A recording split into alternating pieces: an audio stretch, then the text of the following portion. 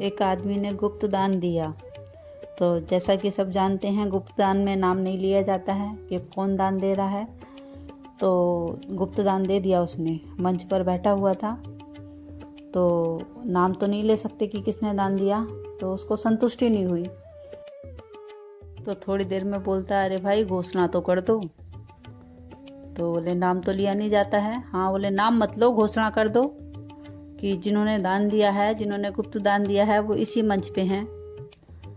तो लोग बोले हाँ भाई कर दो, इनके संतुष्टि के लिए। तो वो उसने घोषणा कर दी, घोषणा करने वाले ने, कि हाँ जिन्होंने ये गुप्त दान दिया है वो इसी मंच पे हैं। तो वो खुश हो गया। फिर भी उसको संतुष्टि नहीं हुई। थोड़ी देर बाद फिर बोलता है, अरे भाई गुप्त दान दिया है, नाम नहीं ले सकते, हम जानते हैं, नाम मत लो, पर ये बोल दो वो इसी मंच पे हैं और बाईं तरफ से तीसरे नंबर के जो बंदे हैं वो हैं, तीसरे नंबर पे जो बैठे हुए हैं वो हैं, उन्होंने दान दिया है।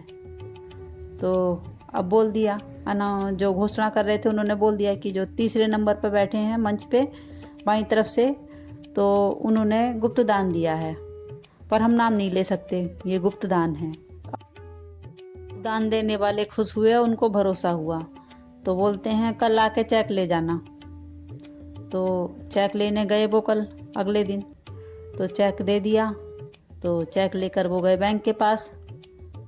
तो बैंक वाला बोला ये चेक तो चलेगा नहीं। तो बोले क्यों? बोले इसमें हस्ताक्षर तो है ही नहीं। तो फिर वो गए जिन्होंने दान दिया था गुप्त, उनके पास, कि भाई तुमने नाम तो लिखा ही नहीं, इसमें हस्ताक्षर तो करो, तब तो चलेगा चेक, ऐसे कैसे तुम्हारा चेक चलेगा?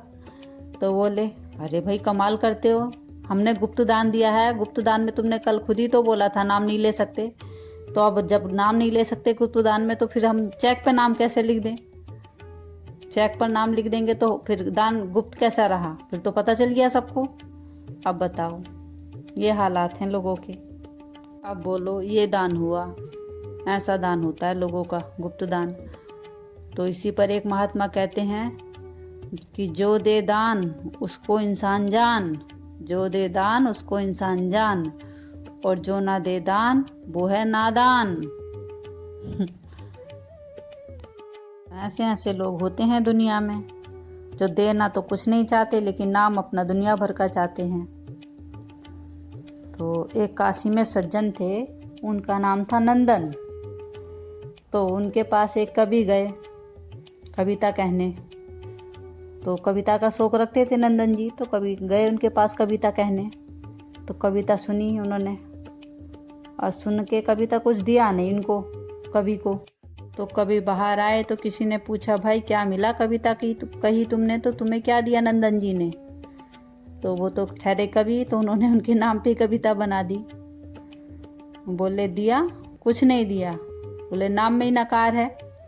बोले देखो, नंदन नाम है नंदन, तो शुरू में ना और अंत में ना, शुरू में नकार अंत में नकार, और बीच में दा है, कुछ दे सकते थे दान, दा है तो दा से पहले भी अर्ध नकार लगा हुआ है, दकार से पहले भी अर्ध नकार लगा हुआ है, तो पूरे में तो नकार ही नकार है, तो दान कहाँ से दें? तो दान नहीं दिया उन्होंने हमें। लोगों की आदत ही होती है कि उनको देने का मन ही नहीं होता। अब नाम ऐसा हो जाए तो वो सोने पे सुहागा हो जाता है। ऐसा ही है लोगों का। बहुत पुराने समय की बात है, ये सच्ची घटना है। एक सज्जन थे, कानपुर के पास एक गांव है बिठूर। तो बिठूर से 12 किलोमीटर दूरी पे उनका गांव था। तो उनका नाम था दानचंद। नाम के विपरीत गुण थे उनमें, दान तो कभी करते ना थे, लेकिन नाम था दानचंद। लोग ऐसे इनको दानचंद दानचंद बोलते थे। लोगों ने ऐसी मजाक मजाक में बोलना शुरू कर दिया था, लेकिन वो दान कभी करते ही नहीं थे। एक पैसे का दान नहीं किया उन्होंने जिंदगी में कभी, लेकिन नाम था दानचंद। तो उनके घर से 8 किलोमीटर दूरी पर गंगा मैया बहती थी, गंगा जी। तो कभी वो नहाने ही ना गए गंगा मैया, क्योंकि खर्चा होगा, पैसे लगेंगे। फिर गंगा घाट पे जाओ, आने का खर्चा, जाने का खर्चा, फिर वहाँ पे जाओ तो वहाँ पे पंडा जो होते हैं वो पैसे मांगते हैं। तो कौन इतने झंझट में पड़े, तो वो कभी गए नहीं गंगा स्नान करने। उनकी पत्नी बोली, अरे आप दान पुण्य तो करते नहीं, पास में गंगा मैया बहती हैं, गंगा स्नान ही कर लो, डुबकी लगा लो गंगा मैया में, पाप धुलते हैं गंगा मैया में जाके, मन और तन पवित्र होता है, तो आपको गंगा मैया में जाके स्नान करना चाहिए। तो दानचंद जी बोलते हैं अरे स्नान तो हम कर लें लेकिन खर्चा बहुत होगा। तो पत्नी बोली कुछ खर्चा नहीं होगा, आप जाओ, इतने सालों से गए नहीं गंगा घाट पे स्नान करने, जाओ आप गंगा जी का स्नान करो। तो पत्नी ने पीछे पड़ के उनको गंगा स्नान करने के लिए भेजा। तो चले गए। तो अब पैदल पैदल गए, पैसे कौन लगाए, वो तो ठहरे कंजूस एक नंबर के। तो अब पैसे नहीं लगाए, बड़े लोभी थे, तो पैसे ना लगाए, वो 8 किलोमीटर पैदल ही गए। चलते चलते गंगा घाट पहुँचे, थक गए बहुत बुरी तरीके से। अब थक गए तो अब वो गंगा घाट पे जाके उस घाट पे गए जहाँ पे मुर्दों को नहलाया जाता है, क्योंकि जिस घाट पे सब नहाते थे उस घाट पे जाएंगे तो पंडा पकड़ लेंगे उनको, फिर उनको दान देना पड़ेगा। तो उन्होंने सोचा कि इन झंझटों में कौन पड़े, अपना पैसा बचाना है तो मुर्दा घाट पे चलते हैं, मुर्दा घाट पे नहाएंगे, वहाँ पे कोई पंडा भी नहीं रहता और हमारा गंगा स्नान भी हो जाएगा शांति से, पैसे भी नहीं लगेंगे, बिना पैसों के गंगा स्नान हो जाएगा और शांति से हमारा सब काम हो जाएगा बिना पैसों के ही। तो मुर्दा घाट पे चले गए नहाने के लिए। तो मुर्दा घाट पे नहाने गए, आपने देखा चारों तरफ कोई था नहीं, तो उन्होंने अपने वस्त्र उतारे, घाट पर रखे अपने वस्त्र और गंगा मैया में डुबकी मारने चले गए। उधर भगवान श्री हरि भी उनका बड़ी कौतूहल से देख रहे थे उनको, दानचंद जी को। तो भगवान को विनोद सूझा तो भगवान जी पंडा का रूप रख के प्रकट हो गए गंगा मैया के घाट पर। भगवान विष्णु प्रकट हो गए पंडा का रूप रख के घाट पर। दानचंद जी डुबकी लगा रहे थे गंगा मैया में।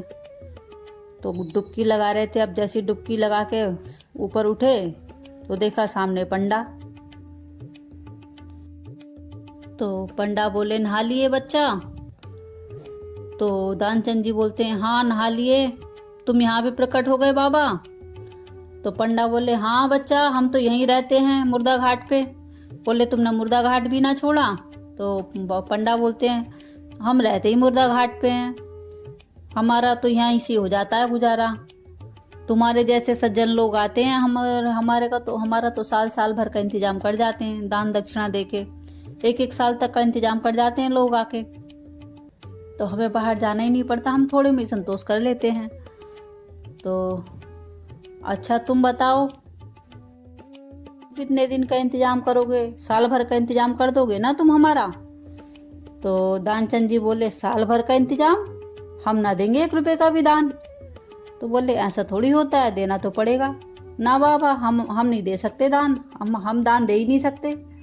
तो बोलते हैं पंडा बोलते हैं ना बच्चा, दान तो देना पड़ेगा, नहीं तो हम तुम्हें घाट पे से निकलने नहीं देंगे, बाहर गंगा मैया में से बाहर आने ही नहीं देंगे। दानचंद जी बेचारे घबरा रहे हैं, अब क्या करें? वो 1 रुपया भी नहीं देना चाहते, वो तो बेचारे खुद 8 किलोमीटर पैदल चल के आए हैं। और इधर ये पंडा मांग रहे हैं 1 साल का चंदान, 1 साल भर का इंतजाम कर दो हमारा। अब वो ना देना चाह रहे 1 रुपये का भी दान, तो बड़ी आफत आ गई। तो अब वो बोलते हैं हम नहीं दे सकते दान बाबा देखो। तो पंडा बोलते हैं नहीं भाई, दान तो देना पड़ेगा बच्चा तुम्हें।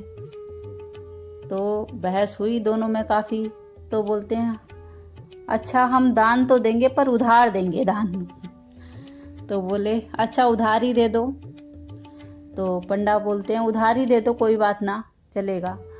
तो बोले ठीक है, संकल्प करो कितने का दान दोगे, गंगा मैया के अंदर ही संकल्प करो जल हाथ में लेके। तो संकल्प विचारों ने जैसे तैसे किया, उनको तो दान देना नहीं था, अपनी जान छुड़ानी थी दानचंद जी को। अब बेचारों ने अपना मन मुश्किल से काबू में किया, 1 पैसे का भी वो दान तो करना नहीं चाह रहे थे। तो बड़ी मुश्किल से दानचंद जी बोलते हैं कि हम 1 धेले का दान का संकल्प करते हैं, 1 धेला देंगे हम दान में।